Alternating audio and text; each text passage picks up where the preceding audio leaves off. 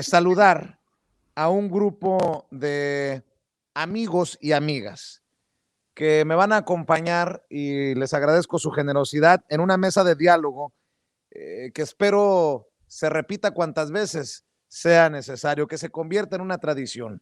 Le agradezco mucho a la historiadora Carla Mote que nos acompañe esta tarde en Sin Censura. Carla, gracias. Al contrario, gracias por la invitación. Muy buenas noches. También agradezco a Tito Zurita Carpio, tuitero compulsivo, analista tuitero. Querido Tito, ¿cómo estás? Buenas tardes. Hola, buenas tardes. Un gusto saludar a tu audiencia, y a ti, por supuesto, y a tu invitada.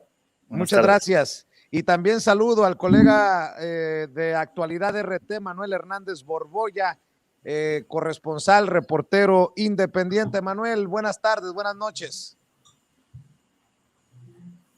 A ver si anda por ahí ya Manuel Hernández Borboya, periodista, reportero de Actualidad RT. Mi querido Manuel, ¿ya andas por ahí? Hola, ¿qué tal? ¿Cómo están? Muy buenas noches a todos aquí en la mesa. Saludos. Oigan, pues a ver, tres haces para hablar de los temas más relevantes. ¿Cómo ven esto, Carla? Déjame iniciar contigo. ¿Cómo ves esta defensa que ya está haciendo Ciro Murayama de lo que ha denunciado incluso el presidente Andrés Manuel López Obrador, que es compra de votos a crédito, de voten por mí hoy y después les deposito en su tarjeta rosa? Dice Ciro Murayama que no nos vayamos con la finta, que esto es propaganda, pero no es violatorio de la ley. Increíble que un consejero del Instituto Nacional Electoral, de ese que se supone es el árbitro independiente, esté defendiendo a personajes que podrían terminar muy pronto en prisión. Carla. Pues a mí me parece una pena que estemos observando una tras otra diversas acciones del INE que tienen una injerencia en contra de, en este caso, Morena, y que minan la legitimidad y el prestigio, también la credibilidad que una institución tan importante debe de tener en nuestro país. Por ejemplo, recientemente todo esto se enmarca en diferentes cuestiones. Por ejemplo, evidentemente la desproporcionada decisión que tomaron en los casos de las candidaturas de Guerrero y Michoacán, pero también precisamente en una conferencia justamente con Ciro Murayama platicando acerca del populismo, es decir, haciendo un acto tal cual de proselitismo. Y bueno, en este caso, pues estas tarjetas que nos recuerdan inmediatamente al caso Monex en las elecciones del 2012 en el Estado de México, y pues la compra de votos que ocurrió y que se puede decir como tal con este modelo de tarjetas rosas en el Estado de México. Es deplorable porque es una institución que su razón de existir y su legitimidad la debe tener justo en eso, en otorgar transparencia y legitimidad en el proceso electoral. El desaseo que hemos visto en esta elección por este tipo de decisiones, lo que hacen pues es cuestionar este resultado que vamos a observar, que por las evidentes y contundentes encuestas, pues se ve que va a arrasar nuevamente el proyecto de la Cuarta Transformación. Pero sí, me parece, para empezar con esta cuestión, pues muy deplorable por la propia calidad de la democracia, y ya platicaremos más adelante pues de este tema también, de la injerencia de organizaciones tanto dentro del país como fuera, en este caso Estados Unidos, con pues este llamado a la Organización de Estados Americanos y con la intervención incluso de USAID. Tito, sería el colmo que el presidente Andrés Manuel López Obrador diera a conocer el caso de las tarjetas rosas en Nuevo León, tomando como referencia un tuit de Jorge Armando Rocha, miembro de esta familia Sin Censura, y que no pasara nada, mientras el PRD prepara denuncia contra Andrés Manuel López Obrador por intromisión en las elecciones. Los patos tirándole a las escopetas. Ya me ando, pero sí, retorciendo del coraje, Tito. No es el único, además, porque ya parece que todos están buscando o armando estas denuncias de de supuestas tarjetas, porque por ahí ya salió una que habían denunciado de un candidato alcalde de alcaldía en la Ciudad de México, que parece que es falsa, o sea, no existe tal promesa, pero ya ahorita ya se volvió esa, ¿no? Todos están saliendo a demandarse porque alguien les prometió dinero, o sea, pero y además ya casi como en la mesa, en la ventanilla que ya tiene Acción Nacional ahí en la Fiscalía para que ellos presenten sus denuncias, ¿no? Que ya ves que van cada 2 días a presentar una. Ya están así estos cuates, vi a uno, no me acuerdo cuál es, Álvarez Maynés, no sé cuál es, o hay uno que se parece mucho a él, yo los confundo, se me hacen lo mismo. Ya fue a presentar esa denuncia y acabo de ver que ya hay por varios lugares. El Reforma sacó una portada en donde menciona a 2 de Morena, uno del PRD, creo uno en las redes sociales, o sea, ya da por hecho el Reforma que hay esta presentación y justamente Regeneración me parece que es el que saca que una de estas acusaciones es falsa. Es decir, ya se volvió esto el acúsense todos, acúsense entre todos, que algo va a caer. Parece que esa es la tendencia. Claro, en algunos casos sí hay pruebas, pero pues también las pruebas no sirven de mucho, porque si ya tenemos un árbitro electoral que está diciendo que no hay culpa, mientras, según esto es que en el artículo 7 dice que quien solicite por votos o promesa de votos o los votos, perdón, con dinero o por promesa de dinero. Y si Ciro Murayama dice que pues las tarjetas no tienen dinero, pero eso es una promesa de dinero. ¿O de qué estamos hablando? O sea, a mí sí me genera mucha confusión que un consejero electoral ya esté juzgando desde su casa, desde su computadora, antes de que haya siquiera una sesión y antes incluso de haber revisado las pruebas, ¿no? Y no Entonces es poca ya estamos cosa. hablando de una tendencia, como bien nos dice aquí Carla. Ya hay un dictamen por parte de este cuate sin siquiera haber leído todas las denuncias, porque están cayendo todas estas denuncias en estos momentos. Y no es poca cosa, Manuel, porque el presidente Andrés Manuel López Obrador hoy en la mañanera dijo que Lorenzo Córdoba no es un demócrata y que no puede hacerse de la vista gorda ante las tarjetas rosas. Pero no podemos quitar de esta ecuación a los medios de comunicación. Qué casualidad, qué coincidencia que hay personajes en medios como el Universal, y me refiero directamente a Carlos Loret de Mola, que están tergiversando, cambiando las cosas para decir que Andrés Manuel López Obrador es el delincuente electoral confeso y que ya se dio cuenta que el pueblo no está con él, que en las urnas no es capaz de ganar, que la elección se cerró para su partido. Le llama delincuente electoral confeso. Y si no les funcionó lo del dictador comunista, pues empecemos a entender que vienen con este discurso del delincuente electoral, el presidente que mete la mano en este proceso, ¿no? Bueno, yo creo que en general pues se está cocinando una crisis institucional en México.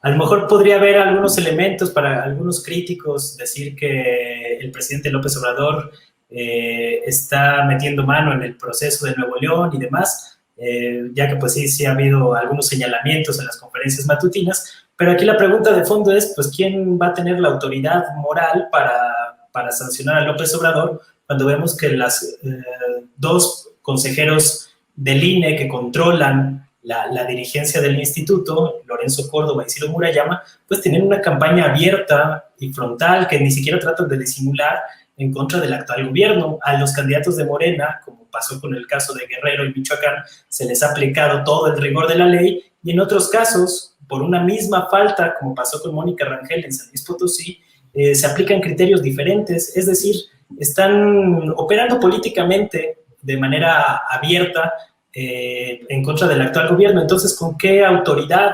el árbitro electoral pues va a sancionar al presidente López Obrador cuando pues están haciendo prácticamente lo mismo o mucho peor? Porque pues digamos el árbitro electoral pues tendría que tener un mínimo de decoro en este asunto, ¿no? Y no lo estamos viendo. O sea, estamos viendo una injerencia abierta y descarada como nunca habíamos visto en la historia del INE o de lo que antes era el IFE, una pues postura tan abierta de oposición política al gobierno en turno, y se ve muy claramente pues en toda esta campaña que traen Ciro Murayama y Lorenzo Córdoba al exacerbar el discurso antipopulista que pues es exactamente el mismo discurso de la derecha, de los opositores de López Obrador, ¿o qué? ¿Acaso no saben Ciro Murayama y Lorenzo Córdoba que el discurso contra el populismo pues es una de las principales banderas ideológicas de la derecha en México? Pues yo no sé a quién pretenden engañar con esta situación, y que lo hagan en medio de un proceso electoral, pues es una cosa simplemente aberrante. Todavía hay muchos periodistas, como lo mencionas, que pues pretenden que uno se calle ante estas atrocidades, pero pues es tremendo lo que estamos viendo, y se está configurando una crisis institucional en México. ¿Qué va a pasar cuando pues haya este choque de fuerzas como lo estamos viendo? Por un lado la Fiscalía General, la FEPADE, la Fiscalía Especializada en Delitos Electorales, por otro lado el INE, el Tribunal Electoral no sabemos cómo vaya a reaccionar. Ha reaccionado unas veces a favor del gobierno de López Obrador, otras veces en contra. Entonces, pues es un panorama bastante incierto, y yo creo que se está gestando, es la crónica de una crisis anunciada. Y fíjense, Carla Mote, que es interesantísimo cómo se exhiben los bandos y los intereses. Tenemos a un INE que no sanciona, tenemos a un tribunal que no sanciona este reparto de tarjetas, tenemos a consejeros defendiendo incluso pues que esto es propaganda, pero que no es violatorio de la ley necesariamente, como el caso de Ciro Murayama, y tenemos a la Fiscalía General de la República anunciando que se abre una carpeta de investigación que cuando se judicialice podría llevar a la cárcel oficiosa al candidato, por lo menos al candidato del PRI a la gubernatura de Nuevo León. La gente tiene que ponerse trucha, como decimos en el norte, tiene que avisparse, tiene que estar al pendiente, porque de aquí se pueden desprender muchas cosas. Sí, y además yo a todo lo que comentas, Vicente, sumaría el nado sincronizado de los medios de comunicación que salen pues a comentar cosas como sacar también los acuerdos del fallos del Poder Judicial en los que hay precedentes jurídicos en los que se argumenta pues que este tipo de tarjetas no tienen, no son legales. Y yo creo que entre toda esta, digamos, ya gran maraña que estamos observando entre pues las autoridades electorales, algunos partidos, que es, bueno, propio de la elección, pues la ciudadanía queda con yo creo que una sensación también de mucha incertidumbre, y esto enmarcado en un mar de infodemia, de fake news, y con unas campañas que estamos observando muy sucias. También recientemente pues supimos de este caso en el que en Miguel Hidalgo hubo una pues actriz que estuvo haciendo unos videos por 50,000 pesos para que pues fingiera dar una despensa a cambio de un voto por Morena. Y bueno, pues estamos observando una tras otra una serie de algunas acciones que son claramente delito electoral, y que estamos viendo esta discrecionalidad en la toma de decisiones por parte de las autoridades electorales, y también desproporción, es decir, esta legitimidad que yo insisto es la que debería de tener el Instituto Nacional Electoral, pues se está viendo muy cuestionada, y pues la afectación viene directamente a la ciudadanía, que pues también lo que estamos observando es pues este reiterado apoyo que se le está dando al partido en el gobierno, porque pues ahí yo sí tendría un comentario con respecto a esto de que se está viendo esta actuación inédita. Es inédita con respecto al gobierno en turno, pero revisamos la historia reciente y el Instituto Nacional Electoral, pues digamos que ha sido solapador de este tipo de delitos. No pensemos, por ejemplo, en los rebases de tope de campaña de Peña Nieto en su momento, el caso Monex. Evidentemente también todo este manejo de los medios de comunicación que ha sido pasado por alto cuando se ha sabido que ha habido dinero público en estas campañas de odio, que son las que viene Andrés Manuel López Obrador pues sufriendo desde hace pues más de una década. Entonces, pues es una situación, creo, muy, muy compleja, y lo que se dice, se está cocinando algo, pues yo creo que además a eso, si le sumamos la observación de la OEA, pues estamos ante un panorama que ya justamente se ha denunciado, que la secretaria general Citlali Hernández hoy puso sobre la mesa, pues del riesgo que implica, pensando en el ejemplo reciente de Bolivia.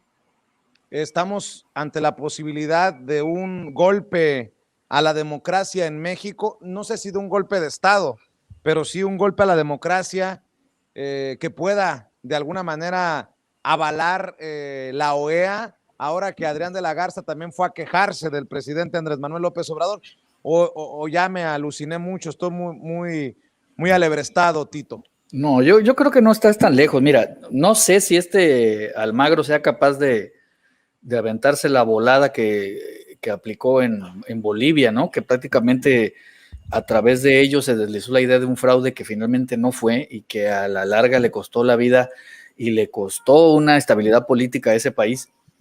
No sé si dé para tanto lo que pueda hacer aquí, porque estamos hablando de una elección diferente, no es a nivel nacional. O sea, esta elección es muy fraccionada, ¿no? O sea, tienes lo que es para gobernadores, que sería lo más fuerte, para presidentes municipales, que en algunos casos sí es muy importante, como en Tabasco, y los diputados.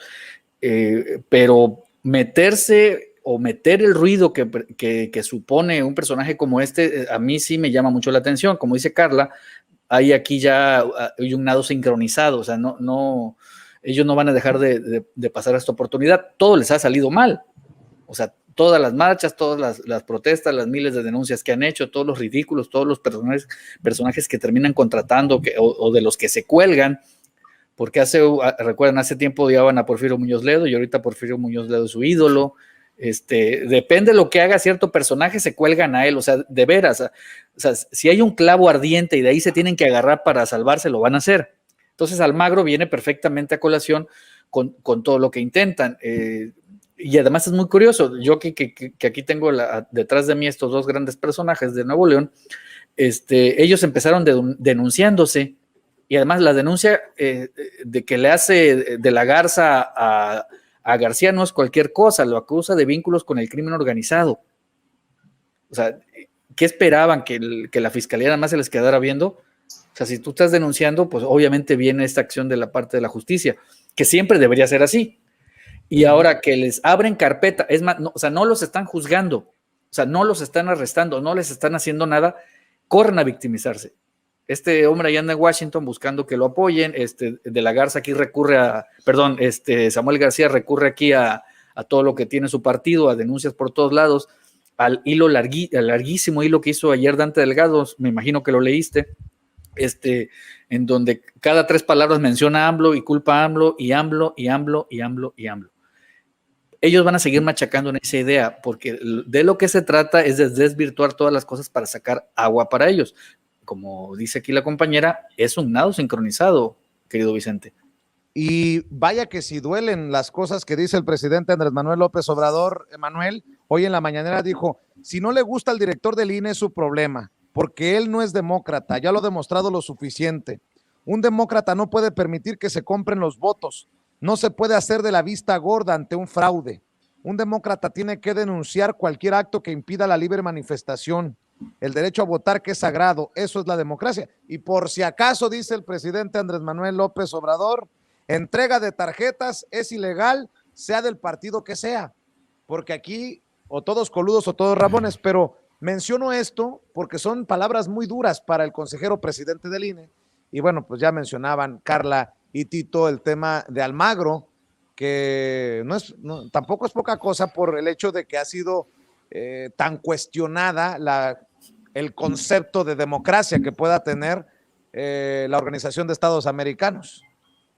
Sí, bueno, en el caso de el IFE, posteriormente convertido en INE, pues cada vez que ha sido puesto a prueba, pues ha fallado en los años recientes. O sea, no en balde tiene 2 fraudes electorales a cuestas. A mí me tocó, por ejemplo, cubrir la sesión del IFE en la que exoneraron a Peña Nieto del caso Monixgate y llegaron al absurdo de decir que, pues sí, que la ley castigaba que se inyectara dinero ilegalmente a las campañas o que hubiera compra de votos con dinero en efectivo, pero al tratarse de tarjetas electrónicas no podían hacer nada porque no tenía dinero en efectivo. pero da la casualidad que esas tarjetas Monex de Soriana y demás, pues tenían 80 millones de pesos en dinero electrónico, si tú quieres, pero dinero al fin y al cabo, ¿no? Entonces, ese grado de absurdo, ese grado de burla al que llegaron en el IFE en 2013, una sesión en enero de 2013, pues yo veo que están repitiendo ese mismo discurso. O sea, cuando uno escucha los argumentos de Ciro Murayama para decir que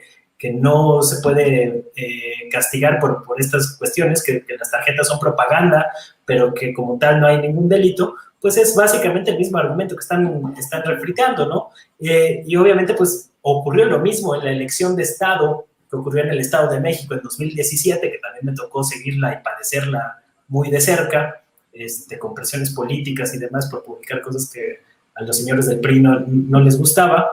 Y que pues a final de cuentas fue una elección de Estado en donde también hubo reparto de dinero a lo salvaje y no vimos que el INE hiciera absolutamente nada. Entonces cada vez que ha sido puesto a prueba el Instituto Nacional Electoral, pues ha quedado a deber. Ahora yo no veo que haya tanto condiciones para intentar un golpe. A final de cuentas no son elecciones presidenciales las que se están disputando actualmente en México, pero sin duda pues hay una intencionalidad política de generar ruido y generar condiciones a mediano o largo plazo para que en un futuro se pueda gestar ese dichoso golpe blando o golpe duro, ¿no? O sea, yo ya los veo en un ánimo completamente golpista algunos sectores de la derecha mexicana, y pues a final de cuentas esta disputa política pues todavía va para largo. Hay que ver, mucho va a depender de cómo se den los resultados. En algunos estados se está apretando un poco la elección, pero pues si se logra una ventaja más o menos contundente de Morena, pues va a ser un golpe muy, muy fuerte para estos intentos golpistas de la oposición. Vamos a ver hasta qué punto les alcanzan las fichas, sobre todo en el Tribunal Electoral, y hasta qué punto los magistrados del Tribunal Electoral pues están dispuestos a ahondar en esta crisis institucional que se avecina. Claro, Carla, algo que publicó fue muy importante para nosotros porque lo publicó Regeneración.mx hace un par de días, lo retomamos nosotros en Sin Censura entrevistando a Ricardo Sevilla, a aquel reportero independiente que destapó lo de la Operación Berlín de Enrique Krause contra Andrés Manuel López Obrador. Lo retomamos ayer en Sin Censura. El presidente hoy lo señala que es sobre los personajes que forman los consejos de organizaciones como Mexicanos contra la Corrupción y la Impunidad y de los integrantes del Comité Técnico del PREP vinculados a Claudio X González y Luis Carlos Ugalde. Y una pregunta que pongo sobre la mesa, y por cierto que son temas que tenemos que poner sobre la mesa los medios independientes, los medios alternativos, porque no los toman, no los consideran importantes los medios tradicionales que son parte de esta misma élite de personajes. Y qué bueno que el presidente Andrés Manuel López Obrador sí está al pendiente de lo que ponemos en las benditas redes sociales. Plan con maña, de plano son muy buenos expertos, o es un intento desde el INE, desde estos grupos de poder para inclinar la balanza para tal o cual lado. Te pregunto, Carla Mote, y qué bueno que el presidente, insisto, vea lo que publicamos en redes sociales. Ya lo había demostrado con el tuit de Jorge Armando Rocha, que lo retoma en la mañanera, orgullosamente parte de la familia Sin Censura, y ahora este tema que también retomamos sobre lo que publica Ricardo Sevilla en Regeneración.mx. Y también, bueno, antes de comentar lo del COTAPREP, qué bueno que el presidente pues ha hecho valer su derecho de réplica y su derecho de expresión, la libre expresión que él ha impuesto a través de estas conferencias que a mucha gente disgustan, pero pues que nos hablan de esa circularidad que puede existir en la libertad de expresión. Es decir, la libertad de expresión implica eso, y a pesar pues de estar en el periodo electoral, yo creo que pues ha asumido esa responsabilidad de mencionarlo. Y sobre este tema a mí me llama muchísimo la atención que justamente se publica por parte de Regeneración esta relación de algunos de los ciudadanas electos para este comité asesor. Y bueno, pues el INE tiene que salir a sacar un comunicado en el que expresa pues que este comité que pues incide en el conteo previo, bueno, en los primeros conteos y en el proceso, en la mecánica, en todo lo que va a implicar para pues este 6 de junio, dice que sus funciones son asesorar y dar seguimiento. Es decir, dicen, pues ellos solo nos van a asesorar, pero dicen, no tienen una injerencia en la implementación de la operación del conteo. Entonces yo me pregunto, en este comunicado pues quedan muy confusas cuáles van a ser sus atribuciones y funciones para este conteo. Y también yo pienso que todo esto al final se enmarca pues en este contexto más amplio que estamos observando en torno a la autonomía de algunas instituciones y estos, e incluso organizaciones no gubernamentales. Es decir, pues tenemos todo este corpus en el que en el neoliberalismo se crean estas instituciones con este carácter técnico y supuesta neutralidad, pero que al fin y al cabo son actores políticos y que se observa nítidamente cuál es su orientación. En el caso particular ahora del INE, que incluso hay quienes lo interpretan como un contrapeso o incluso llegan a hablar de las instituciones autónomas del Estado mexicano como si fueran contrapeso. Y a ver, pero hay una confusión terrible. Los únicos contrapesos que existen son entre los poderes y es muy grave que se esté tomando que ante la voluntad popular expresada en el Congreso, en este caso que es el que se va a renovar, pues las organizaciones que forman parte del propio Estado se consideren contrapesos. No son contrapesos, tienen que actuar con neutralidad. Y pues es deplorable que estemos observando esta injerencia, pues que ya es, lo repetimos y aquí ya lo hemos mencionado, reiterativa y que lo que hace es pues justo esto, ir cocinando esta desconfianza de la ciudadanía que yo sí creo que a largo plazo pues es riesgosa para la propia pervivencia de la democracia. Tito, ¿qué piensas tú de esta situación? Ahorita que dice ella de que buscan sembrar en la ciudadanía ciertas ideas, pues cómo no, o sea, si basta leer los nombres de estas ONGs o de lo que tú quieras, si tú mencionas a los consejeros electorales, por ejemplo, a candidatos, y si yo te leo esta lista de una ONG relacionada, por supuesto, con Claudio, Mario Amparo Casar, Julio Fren, María Elena Moreira, Valeria Moy, Jorge Suárez Vélez, José Ramón Cosío, Salomón Chentovisco, Luisa de la Calle, Alejandro Hop, Hernández Licón, Alejandro Paré. ¿A qué te suenan esos nombres? Pues a los mismos que siempre están en contra, ¿no? A los mismos que salen en los medios de comunicación madreando, o sea, Andrés Manuel, ¿no? Sí, son todos, y si tú le buscas a todas estas ONGs, es más, en esta que se llama Signos Vitales, que preside, otra más de las que preside Amparo Casar, está Luis Carlos Ugalde. O sea, así pues, o sea, y están todos, ellos están en todas las áreas. Es decir, es una red tremenda que tiene que ver con medios de comunicación, que tiene que ver con estructuras que estaban antes en el poder y que no se quieren ir, o sea, siguen allá aferradas, están enquistadas, queriéndose llamar contrapesos, pero la realidad es que son unos lastres, porque lo único que están haciendo es deteniendo el avance, porque se van a negar a todo de manera sistemática. O sea, claro, estos cuates lo hacen además bajo la máscara del intelectual, ¿no? Que son especialistas, que tienen estudios, que son buenita onda, que están en asociaciones y que colaboran entre ellos y que son académicos, porque de hecho así se presume esta asociación, que son personas ¿cómo se llama? Que están probadas ante la sociedad, ¿no? Uh-huh. Entonces, pues esto es toda una campaña. O sea, lo que estamos viendo cada vez, y sobre todo ahora con este asunto electoral, es que se van revelando exactamente quiénes son y en dónde están de manera más evidente. Que el presidente de la República lo esté haciendo cada vez más en las conferencias de la mañana, pues no es más que una confirmación de lo que tú siempre comentas aquí en tus programas, ¿no? De lo que Rocha nos ha dicho muchas veces y de lo que está comentando aquí Carla. O sea, se trata de una campaña, está muy bien orquestada y esta sí es una maquinaria perfectamente aceitada. Manuel, de plano es tan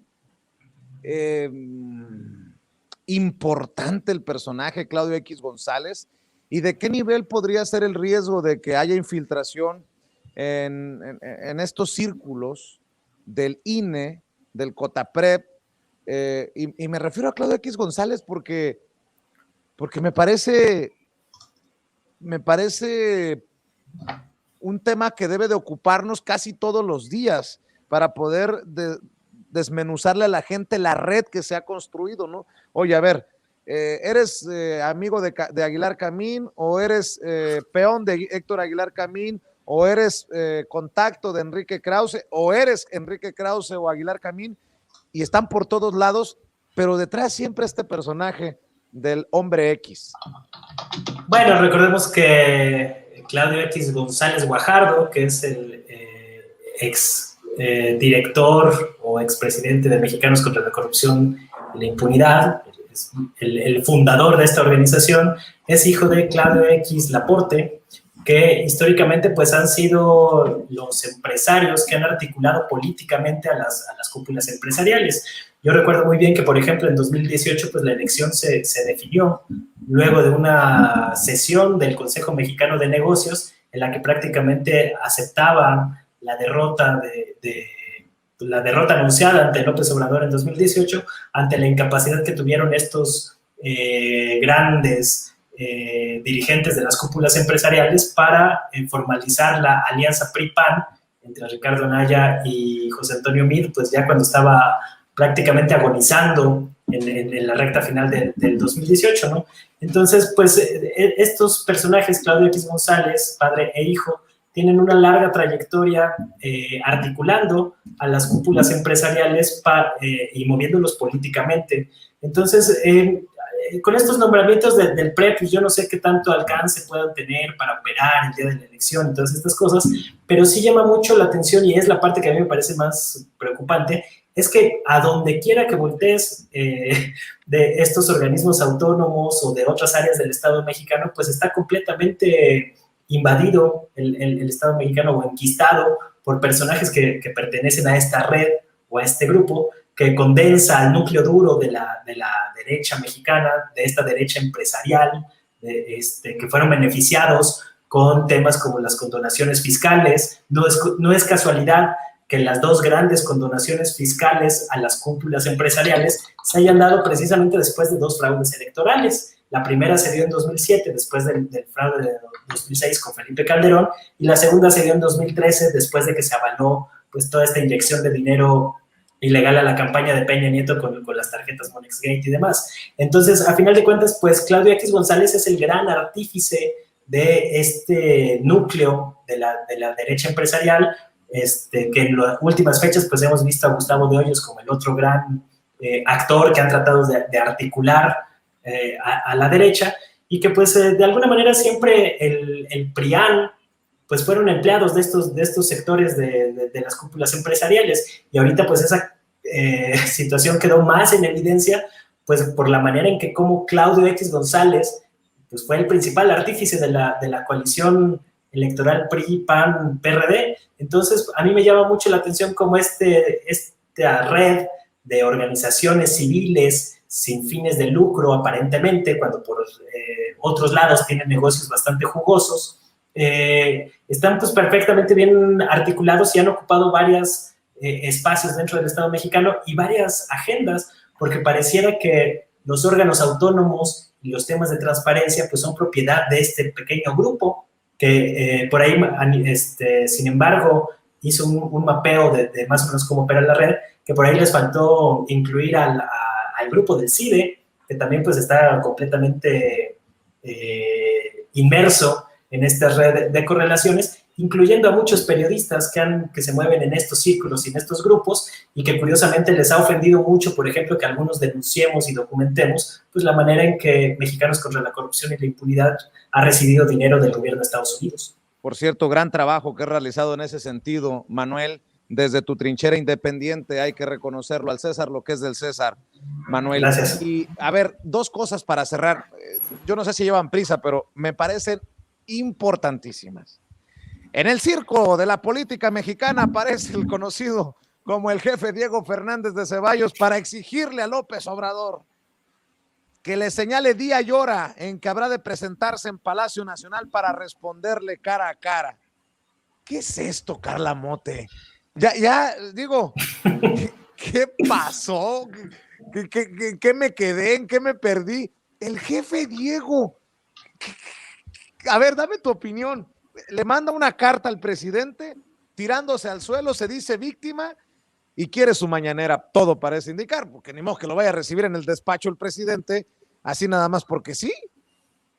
Pues yo diría también, pensando en términos generacionales, pues él pertenece a otra camada ya de salida, y me parece también que esta irrupción que de repente llegó a ser anunciando su Twitter con bombo y platillo, pues parece eso, muy desfasada de la política mexicana actual. Sin embargo, pues no podemos dejar de lado que sigue siendo una figura muy relevante para la derecha mexicana, como tenemos también en el lado de la izquierda otras figuras ya venerables que son de, digamos, viejo cuño, y que pues también son, no sé si decir, no necesariamente referentes, porque ya vemos muchos desvaríos, pero sí que digamos su voz sigue importando, ¿no? No he visto esta carta que le haya enviado Fernández de Ceballos al presidente López Obrador. Yo creo que la voy a leer con mucha atención y diversión, y bueno, pues creo que lo que él comente, pues más bien suma pues a este show de la derecha sin agenda. Eso es lo que a mí me parece. Bueno, para que te puedas divertir un poco, te la leo, y para que también quede de referencia para Tito y Manuel para que la comenten. En su conferencia de prensa en Palacio Nacional del 7 del presente mes, usted me imputó conductas que constituyen necesariamente delitos graves. La primera de ellas consistió en que estoy vinculado a un grupo opositor a su gobierno que recibe fondos del gobierno estadounidense y que nos proponemos evitar que los recursos públicos se apliquen en beneficio de los mexicanos más pobres. Acto seguido afirmó que yo participé como abogado en una maniobra ilegal e inmoral que tuvo como consecuencia la devolución tramposa de muchos miles de millones de pesos de impuestos en beneficio de una empresa refresquera. Por la gravedad de los hechos que me imputa y porque usted utiliza instalaciones y recursos públicos para denigrarme, señale día y hora en que habré de presentarme en Palacio Nacional para escuchar de su voz tales cargos y las pruebas que los sustenten, dándome la oportunidad de responderle. De obsequiar mi petición, quedará como hombre y gobernante que sostiene y justifica su palabra. En caso contrario, y si no se retracta, yo daré un paso adelante y usted resultará simplemente un difamador cobarde que denigra a México en la presidencia. Firma Diego Fernández de Ceballos, alias La Ardilla. Tito, ¿cómo ves? Me lo imaginé llegando a caballo, así, a Palacio Nacional, así, obviamente que con su séquito, ¿no? O sea, que lo ayuden a bajar y baja el puente, se braga. Así, el puro. Así, claro. Y así escupe al piso, ¿no? Y se para así, se agarra el cincho y espera en la puerta que salga López Obrador a darle la cara. O sea, de veras que Fernández de Ceballos está, pero no sé, creo que habría que hacer un plan de retiro para él y para Porfirio Muñoz Ledo, ¿no? Para que juntos se sienten a escribir sus memorias, o sea, ya para que entiendan ya que la idea es, ya hazte un ladito, quédate ahí donde estabas, ya no juegas ningún papel, o sea, tu tiempo ya pasó, o sea, se quieren vender como los líderes de opinión de algo que ya no son. O sea, ¿con qué calidad moral Diego Fernández Ceballos ahora se pone ahí a que el presidente de la República le tenga que rendir cuentas? Fíjense, así, porque eso es lo que está haciendo. O sea, tú me vas a rendir cuentas a mí. O sea, ¿quién es Diego Fernández Ceballos ahorita, no? Un personaje que ya está en el olvido, que ya está de salida, ¿no? Que ya... Fíjate, Manuel, que con Tito se me viene a la mente que en eso han quedado reducidos muchos personajes de la oposición en memes de carne y hueso. Sí. Me acuerdo de Jairo Calixto Albarrán, que le dice el Team Mumra por el inmortal a estos personajes que aparecieron, y lo que dice Tito me lo imaginé yo también, ¿no?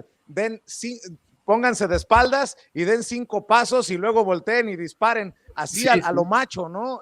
Manuel, no es broma, bueno, sí es broma, pero perdón, tú eres más serio que nosotros, Manuel. Bueno, pues ya, ahorita que lo mencionaban, yo me acordaba de Vicente Fox, otro personaje que anda, ¡puta madre, no, peor! Como por las mismas, ya completamente, pues, delirantes, ¿no? O sea, la incapacidad de la derecha para articular un proyecto, una alternativa, pues se manifiesta en estas mamarrachadas, o sea, porque no hay otra forma de decirle a estas bravuconerías de te voy a ir a retar al Palacio Nacional, y a eso se ha quedado reducida la derecha mexicana, carente completamente de proyecto, y ante esta ausencia de proyecto, de construcción de alternativa o esbozo de autocrítica que no hemos visto hasta el día de hoy, pues que ningún sector de la derecha, ni del PRI, ni del PAN, ni del PRD, ni de ningún lado, pues hayan hecho una, aunque sea mínima autocrítica del desastre de país que dejaron, ¿no? O sea, desaprovecharon una oportunidad histórica para ellos y pues se han dedicado a llevar la contra a López Obrador, y a partir de llevar esa contra, pues ya caen en estas actitudes completamente delirantes que me parecen bastante cómicas, por cierto, y que pues yo no veo mucha diferencia pues con otros casos de la política mexicana como Alfredo Adame y su campaña basada en mentadas de madre, ¿no? O sea, están al mismo nivel Diego Fernández de Ceballos que Alfredo Adame en estos momentos. Dice Isabel Castañeda, ya me dormiré feliz, me hicieron la noche. Ya ven, muchachos, no tenemos que ser tan elocuentes y tan serios en nuestros análisis. A ver, para cerrar, Carla Mote, Beatriz Gutiérrez Müller se vacunó contra el COVID-19 en una primaria.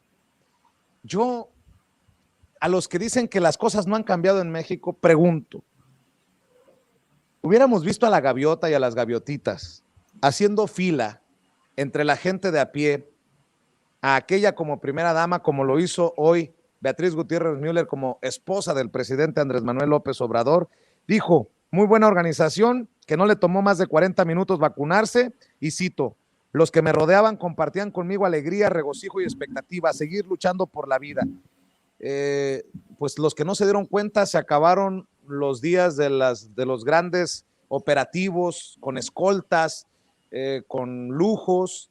Bueno, esa es mi perspectiva. ¿Cuál es tu reflexión para cerrar sobre esto que propongo, Carla? Sí, pues yo también, y como lo vimos en su momento, la propia secretaria de Gobernación, Olga Sánchez Cordero, a quien le tocó en el otro rango de edad ir a vacunarse, y ahora vemos a Beatriz Gutiérrez Müller, pues estar, digamos, en este servicio público que se hace sin distinción a lo largo y ancho del país, en el cual pues también ya se suman las mujeres embarazadas, lo cual a mí pues me parece que es un gesto institucional también muy relevante, porque pues sigue siendo un sector de riesgo, y pues son este sector que también ya va a tener su vacuna, además de los maestros.